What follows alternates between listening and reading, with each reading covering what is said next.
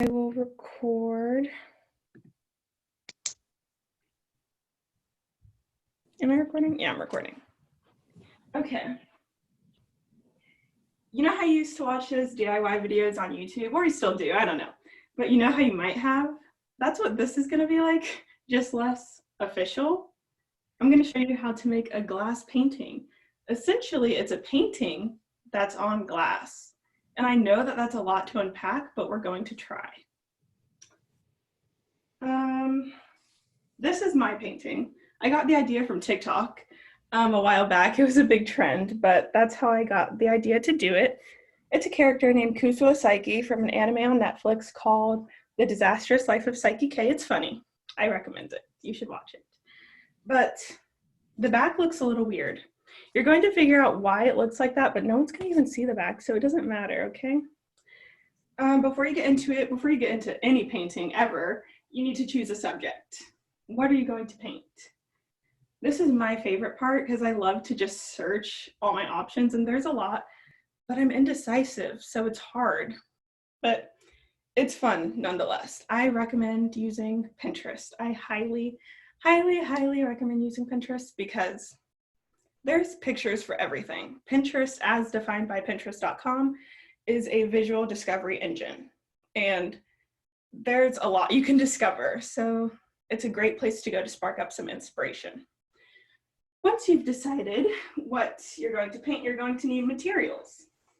Some of them you might find around your house, but some of them you're going to need to buy.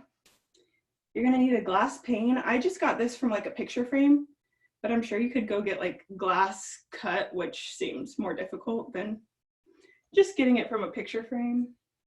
You're going to need paper and pencil, paint, something to put your paint in, a paintbrush, and you know, like an old cup that you can rinse your paint off in.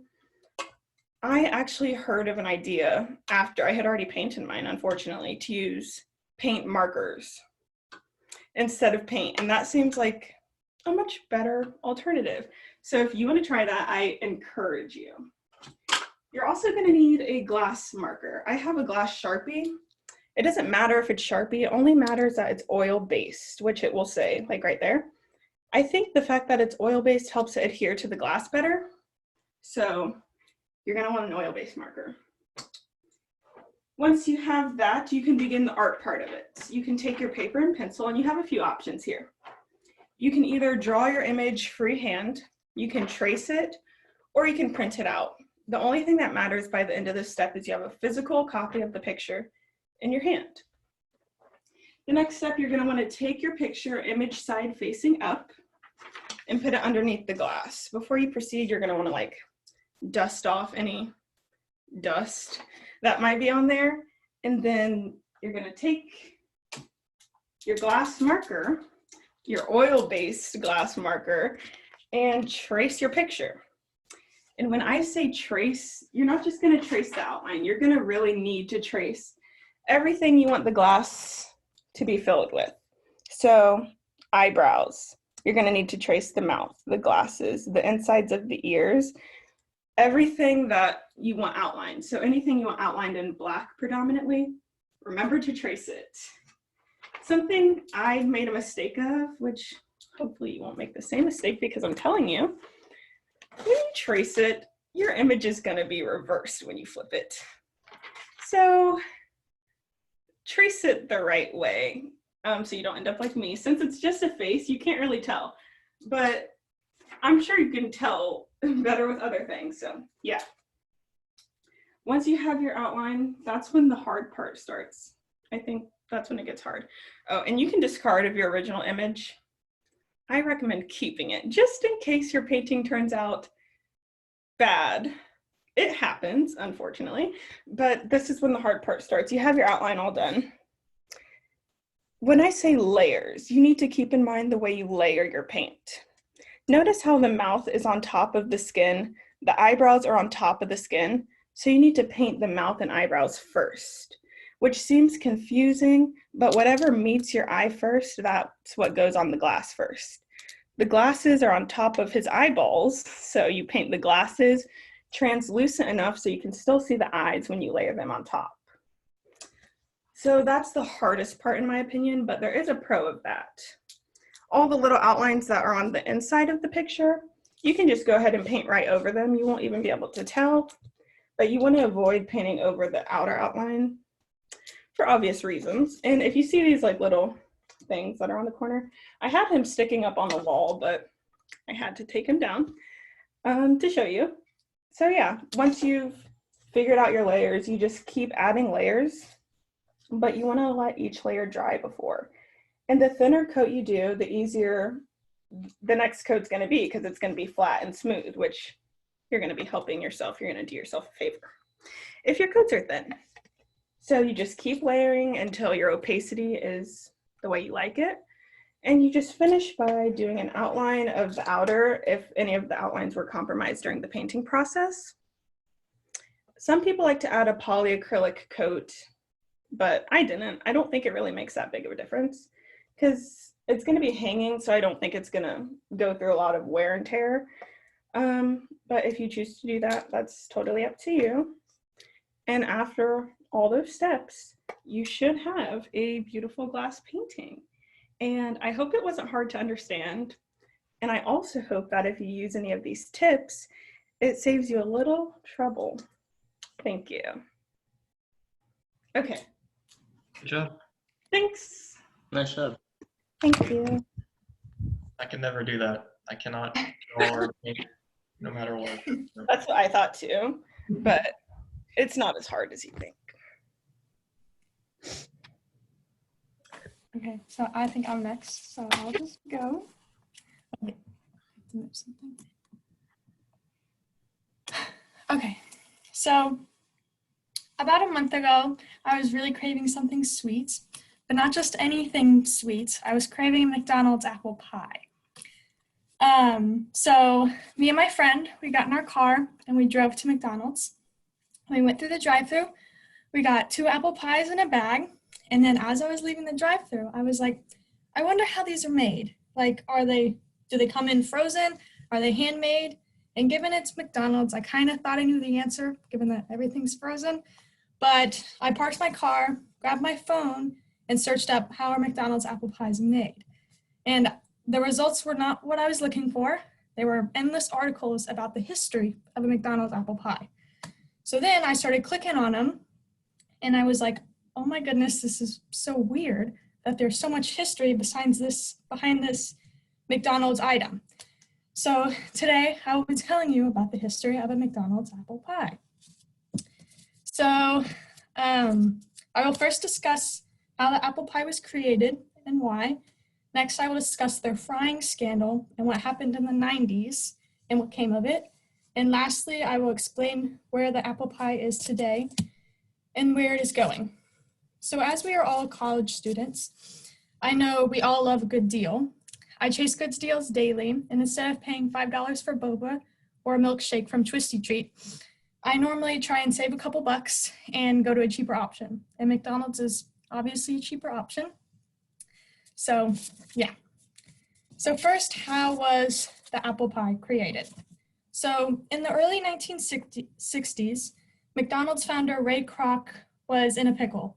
He had been so successful with making burgers and fries, but he couldn't get a fast food dessert to stick. He had tried kolaches, which are kind of a fruit pastry. He had tried brownies and strawberry shortcake, which all were short-lived. People thought they were so cool, and then they died. So that's when he reached out to the public and his workers and were like, I've lost all inspiration. Can one of you guys come up with a fast food dessert option that will stick with McDonald's? And that's where Lytton Cochran comes into the story. So Lytton Cochran was a Tennessee McDonald's owner in the 1960s. And he heard Ray Kroc's outcries for a new dessert option for McDonald's. And the first thing he thought of was his mom. So when he was a little kid, his mom would make fried apple pies and would have them almost every day after school, and he loved them. So whenever he heard about McDonald's in need for a new dessert, he reached out to his mom and was like, I think we could do this. So he then hired his mom and sister as dessert pastry chefs in his kitchen. and they created a sort of turnover style apple pie with her recipe as the filling and the crust. And they started selling them. And they quickly grew in popularity, and they've been on the menu ever since. So, while I know some people love to eat unhealthy sweet foods, as I obviously do too, sometimes when I eat unhealthy fried items, my stomach isn't very happy after. It gets mad and hurts all the time. So McDonald's kind of saw that their fried pies were kind of unhealthy, as a lot of their menu is, so they decided to switch to a healthier option. And this angered a lot of people, as a lot of people were in love with their fried pies. So this is what happened. Up until 1992, McDonald's was selling their fried pies, and they were a really big hit. But then, in 1992, they changed them to baked apple pies. So they changed them to bake, and one source from a local newspaper I researched said, it is in my opinion an unforgivable crime. The bland oven-baked version was and is nowhere near as good as the original. So as you can tell, people were very angry at McDonald's for changing their fried pies to baked. So people were outraged. They formed blogs. They went on strike to try and cancel McDonald's and get them to bring their fried pies back. And for a little bit, people even sold the fried pies on the black market for people to buy. So people were not happy about them changing them from fried, but they have been changed ever since. So there were a couple of reasons that people thought they changed from fried to baked. And the first one I read in an article by Garrett. He said, others hypothesized that McDonald's viewed the molten tongue-burning filling as a potential lawsuit. So he thought that the fried filling that was burning hot, kind of like the coffee incident that happened at McDonald's with their burning coffee, he thought that McDonald's changed it because it was too hot. The other, I think, more valid reason was that they were just unhealthy. They wanted a healthier option. As we know, through time, we've been trying to get healthier options on menus. We've been showing the calorie, the sugars, and stuff like that, and they wanted to have a healthier version. And I think that was the more normal reason, because throughout their years, they've had multiple changes, and all of them have been on the healthier side. So where can you still find the fried pies? So once they changed them in 1992, places still held on to the fried pies. Certain businesses still sold them, but over time, they have dwindled. So up until, I think, 2018, you could still find the fried pies in Tampa, in Miami, in Florida. But since then, the only places you can find the fried pies in America is one location in California, and then all locations in Hawaii. You can still find them at certain international places, but I didn't include that given I don't think that's where we're going to be going. So you can only find those in those few locations.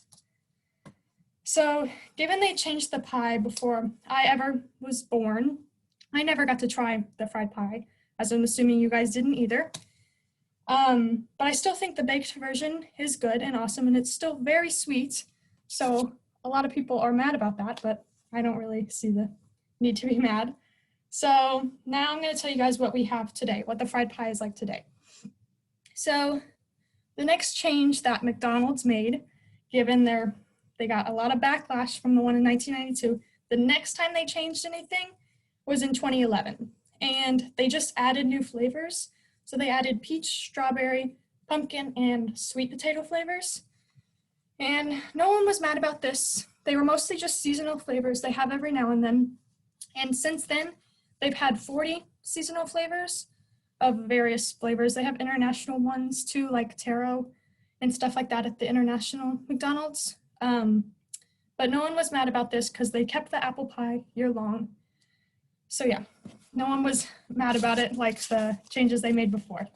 So the next change they made got a little bit of backlash. So according to Dana Haddock, associate editor at Eater Boston, in 2016, McDonald's began testing a new pie recipe that utilized sliced almonds rather than diced and swapped the plain solid top for a more decorative lattice top.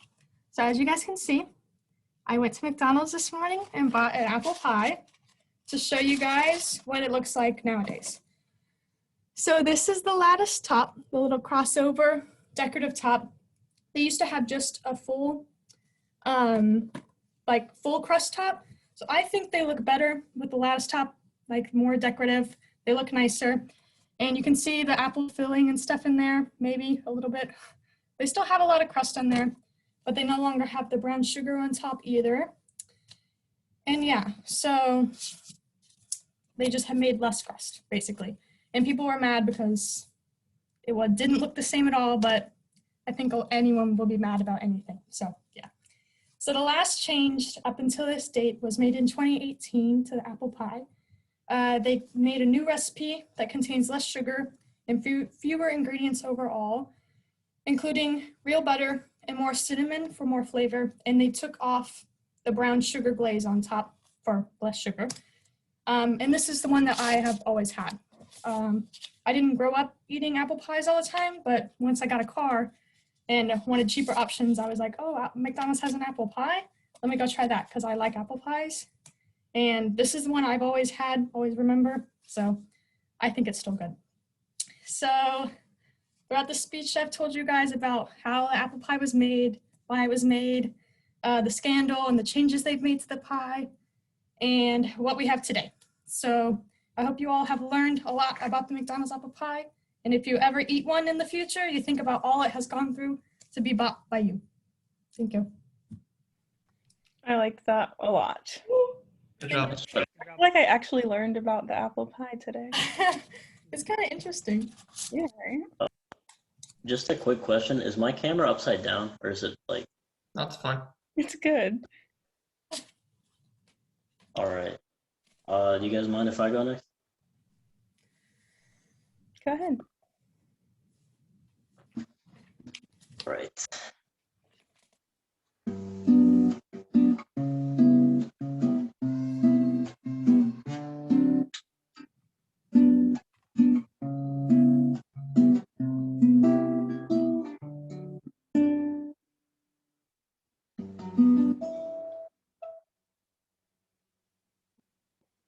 So, yeah, I've played instruments for a while. I've loved music all my life, and I've been blessed enough to be able to learn from a bunch of teachers and instructors that I've had over the years, and I've just been asked multiple times, hey, is there any way that I could get started on music? It's just such a large and comprehensive field that it's sometimes it can seem a bit daunting, and it is, but once you have some basics, it's a lot easier from there on.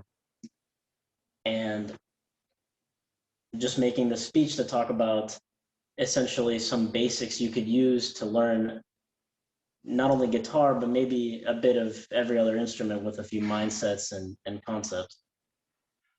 Although it is going to be more tailored towards guitar. And while this talk is more centered on musicians, or more targeted towards musicians, there are some mindsets and concepts that you can apply overall in a broad kind of spectrum for just work ethic. So starting off, interest in music usually comes from people listening to a song that they like and then saying, hey, I'd love to be able to play that. But sadly, a lot of people don't have the experience with it, and that tends to drive them away a bit. So just generally picking up a guitar isn't too difficult, and depending on what kind of style you want to go for, you could choose to play a classical guitar, which is similar to this one, an acoustic, which has steel strings, which has a very kind of more rugged and I guess Western type feel if you want to go for that.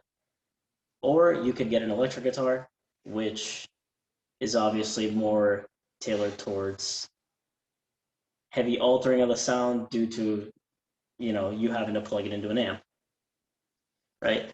And if you don't have the ability to get these, or an instrument of the style you want, right? If you don't have the ability to get an electric, it's okay to just get a hand-me-down and then practice with that, because generally music equipment is just overall relatively expensive. So starting off with parts of your guitar, you have your head right up here. You have tuning pegs, which you're going to turn to loosen or tighten the strings. Basically change the pitch of them. After that, you have the nut right here, which is a reason why the strings get taut. Individual frets, which are marked here by just these little bars. Each one of these is called a fret, and they are numbered in a sense. So you have markers here actually that help you tell where, right here, markers that actually help you tell where the frets are at 5, 7, and 12 normally. And past that, once you just know the parts, you want to start tuning. There's a standard tuning for most instruments.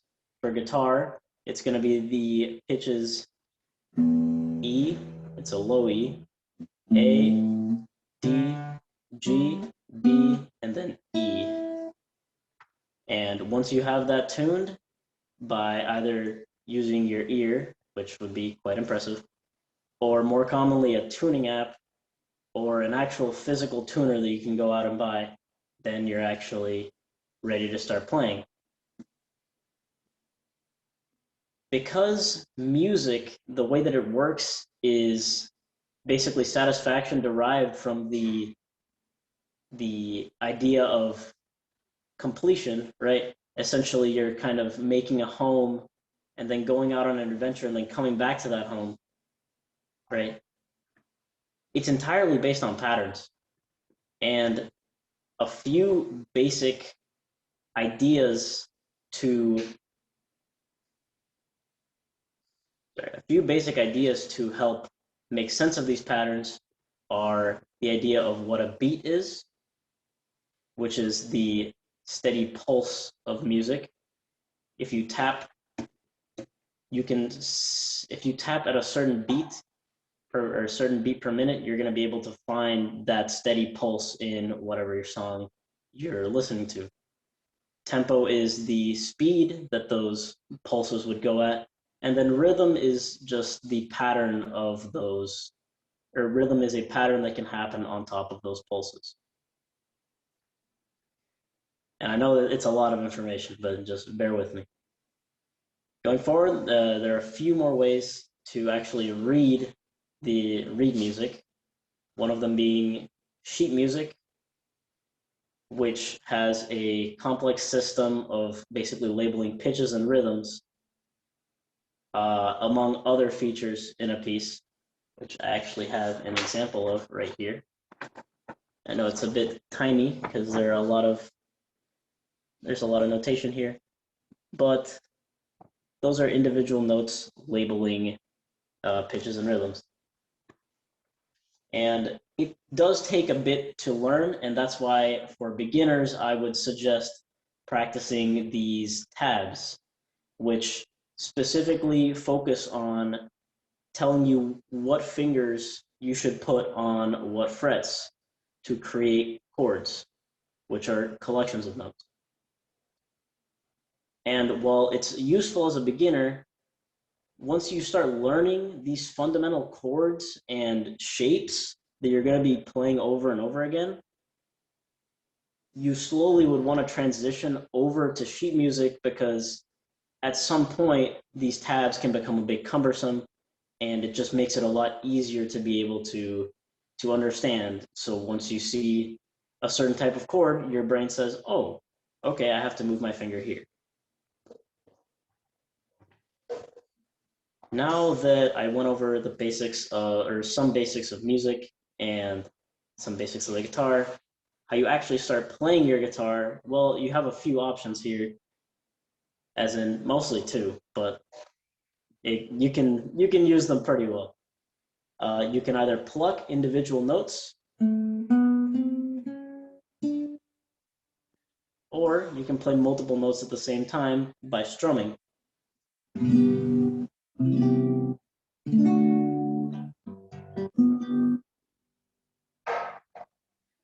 Now, you can either pluck or strum by using your hand, which I personally normally do, or you can use this thing called a guitar pick, which is just a little piece of plastic usually.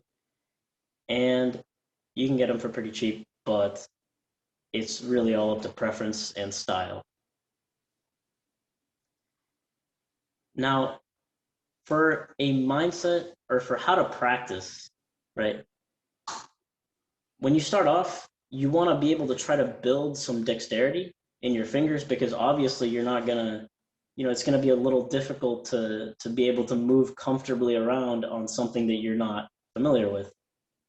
So with that, the trick is to generally, just as you progress, you want to find songs that strike a balance in between simplicity and the ability for you to play them, but also posing a challenge and being interesting enough so they keep you motivated.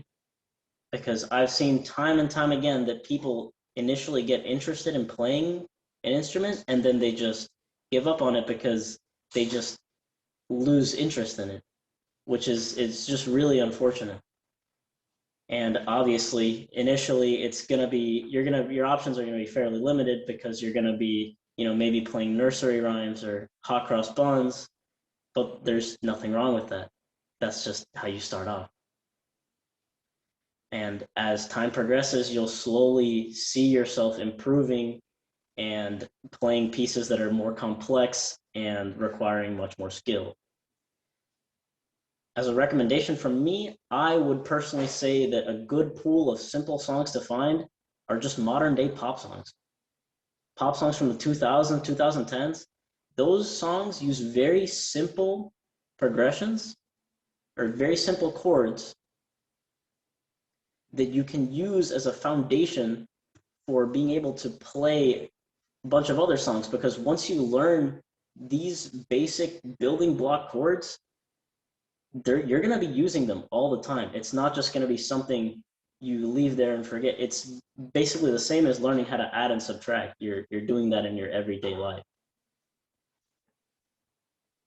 So just as you practice these songs and as you get more comfortable with them, you'll not only learn these chords, but you'll also be able to transition more effectively to and from them, making the listening smoother.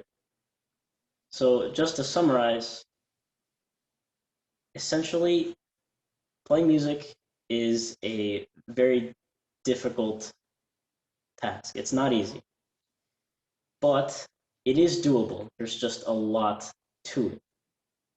And just taking it step by step is the most important part.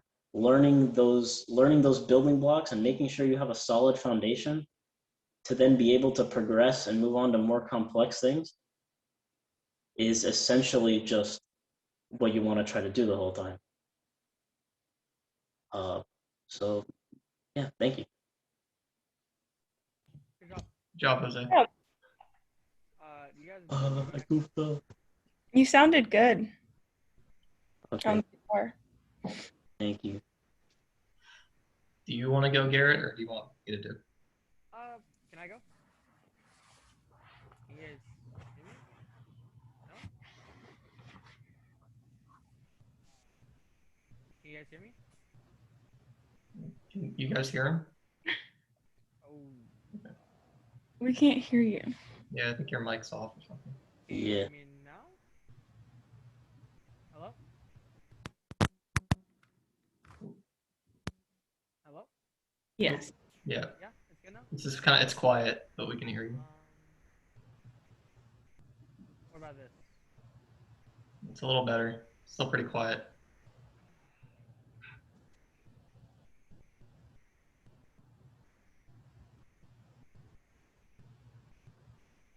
How about you go, and I'll try and sort this out. Okay. All right. So I made a PowerPoint, so let's see how this works. Okay, I think, all right, can you guys see that? Okay, cool.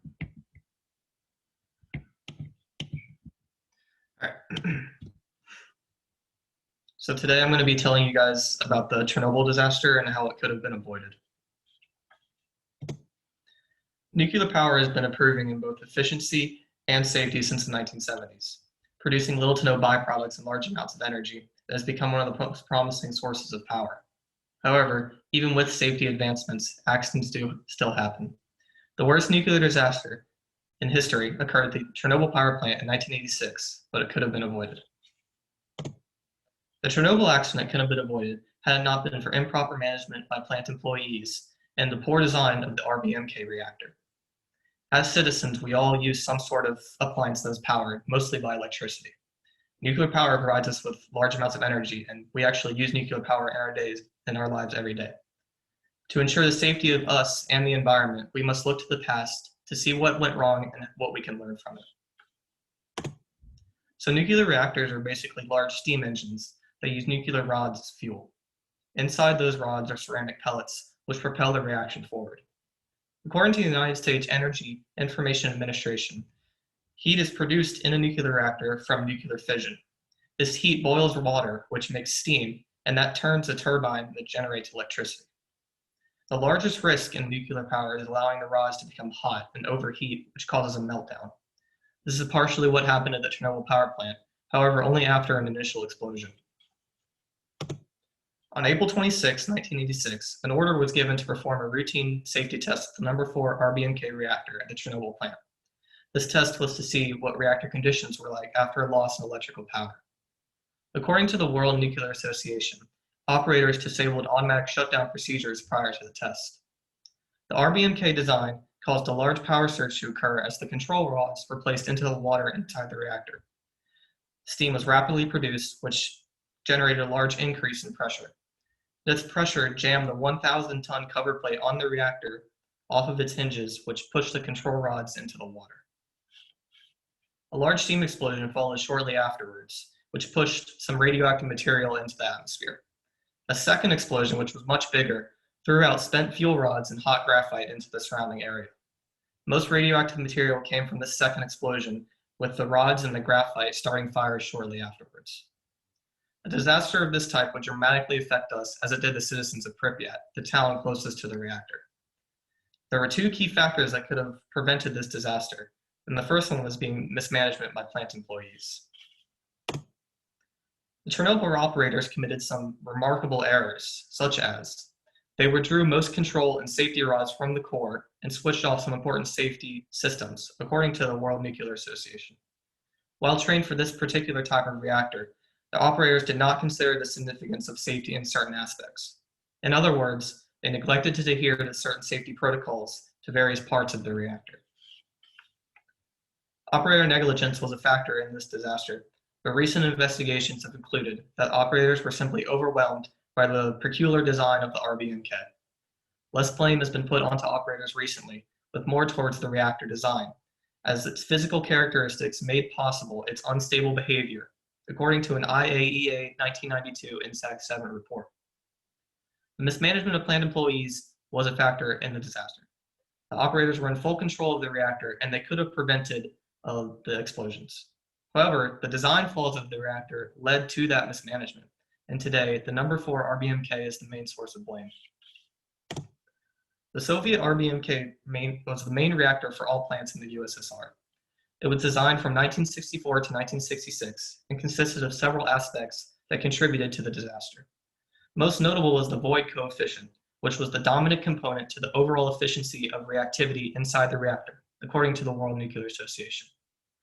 In simple terms, the void coefficient is the proportion of the steam bubbles in the coolant of the reactor. In an RBMK, more steam means more power. At Chernobyl, steam was gradually increased during the safety test, which pushed the power up. The power raised the heat and also lowered the neutron and cooling absorption rates inside the reactor. The second aspect of the reactor that caused the disaster was the design of the control rods. Control rods are used to maintain the nuclear reaction, and they lower and raise at the will of operators. According to the World Nuclear Association, rods in the RBMK at Chernobyl had a flaw in that when fully withdrawn, there was 1.25 meters of water between the graphite displacer and the bottom of the reactor.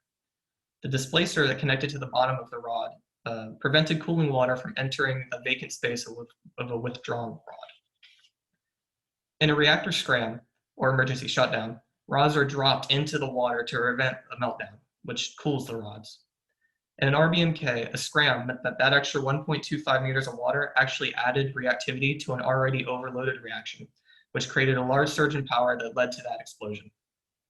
After the disaster, changes were made to all RBMKs across the USSR. Today, 9 operating RBMKs survive in Russia, according to the World Nuclear Association. The reactors continue to operate normally under the new design with no major accidents reported. The reactor explosion at the Chernobyl power plant could have been avoided. Operator negligence, while not as large of a factor, could have prevented or lessened the extent of contamination. The flaw of the RBMK reactor was the main reason this disaster occurred. Poor design of the control rods and the void coefficient inside the RBMK contributed to, if not caused, the disaster. The disaster at Chernobyl brought to light the flaws of Soviet technology. Soviet reactors, while powerful, were also very dangerous. The disaster at Chernobyl is often considered a contributing factor to the worldwide decrease in reactor design and construction. We learned many things from this disaster, such as operator training and maintenance procedures and overall reactor design. Today, Pripyat, the town closest to the reactor, is a ghost town. The grounds around Chernobyl will be contaminated far beyond our lifetimes, and had it not been for a few peculiar designs of the RBMK, Chernobyl might have looked very different today. There's my works. Good job. Good job. Are you guys able to hear me now? Or no? Yeah, we can do. We can Is it okay? Yep. All right. I guess I'll start then. Okay.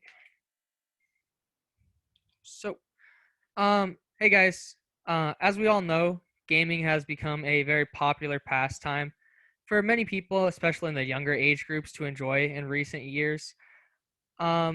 And I personally do like a decent bit of gaming in my free time because I just enjoy it, and I get pretty competitive when I want to, like when I try hard, I guess. So for some, this hobby becomes a bit more than just a hobby and becomes a little competitive, and they end up competing in tournaments or in other ways against other players. And this is called esports.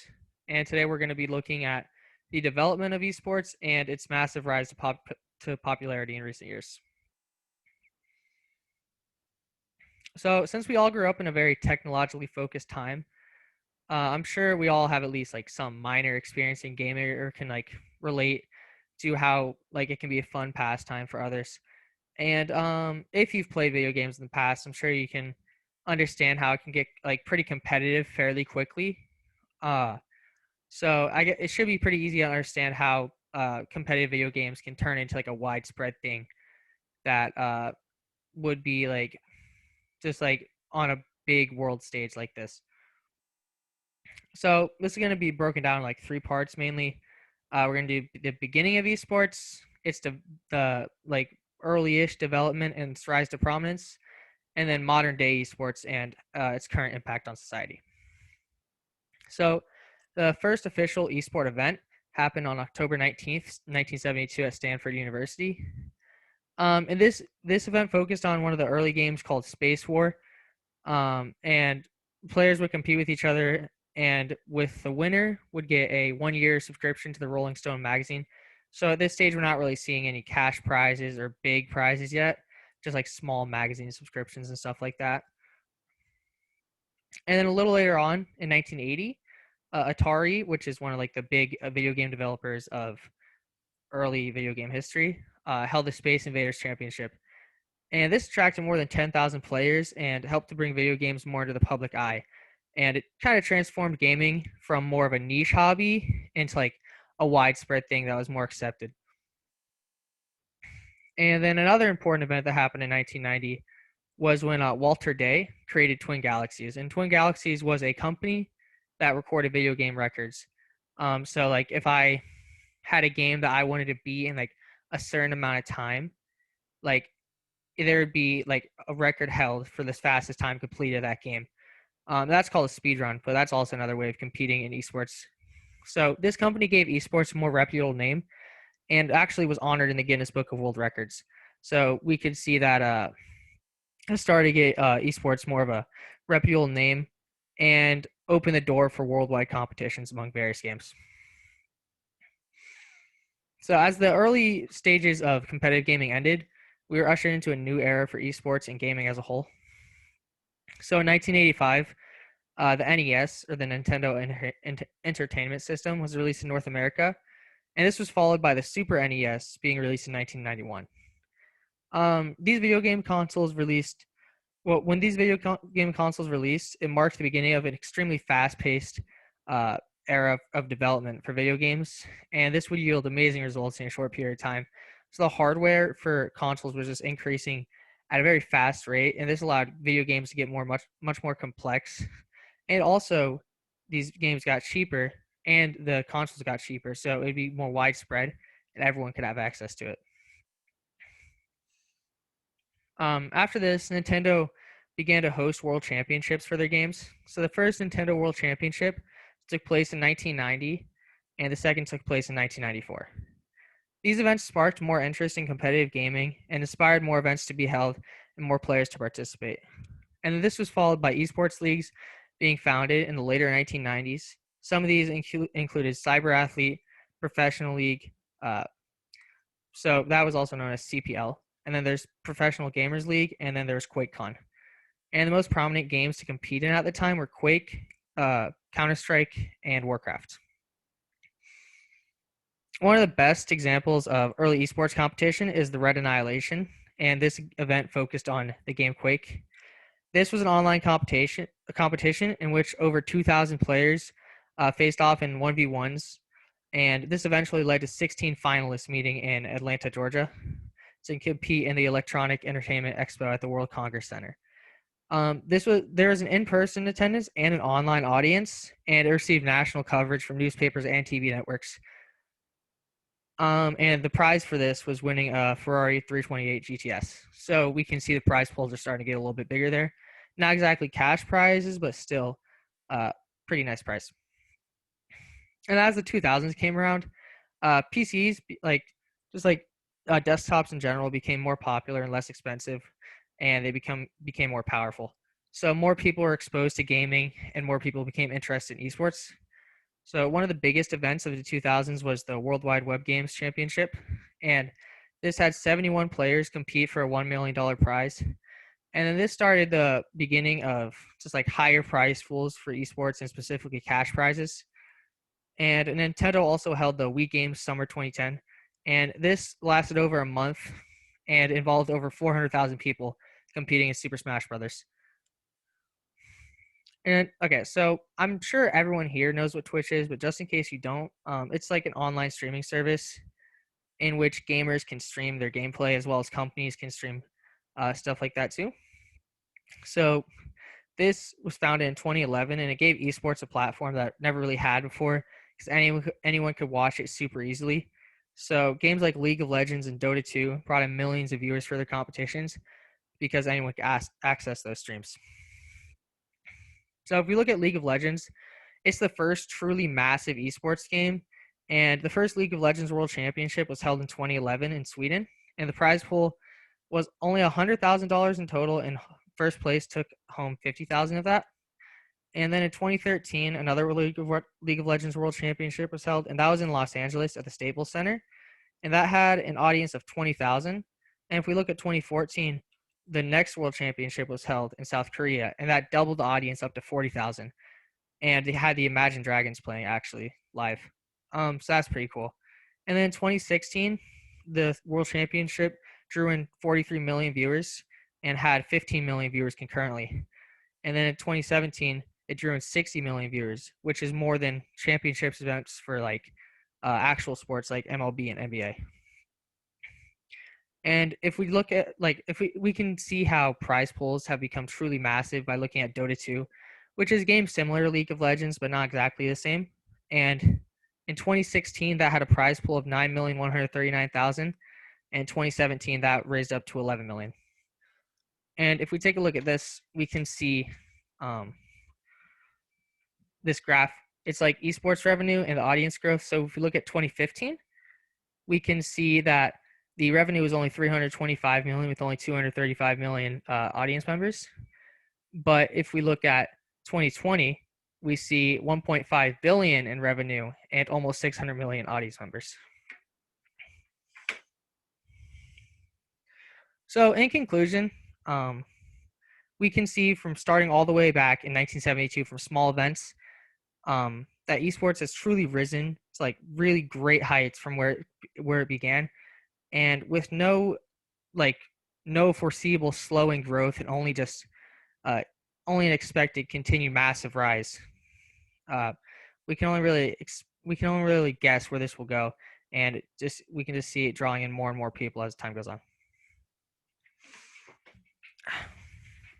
That's it. Good job, Garrett. Thanks. Woo! Hey, everyone did it. All right. So does anybody need the recording? I still need it. Does it? Okay. I'll send it later. All right, I appreciate it. Yeah, no problem. Everybody else good? Yep. All right, cool. Good job, everyone. Good job, guys. All right. Well, I guess we'll talk to you guys next speech. Yep. See you guys. All right, See you. bye.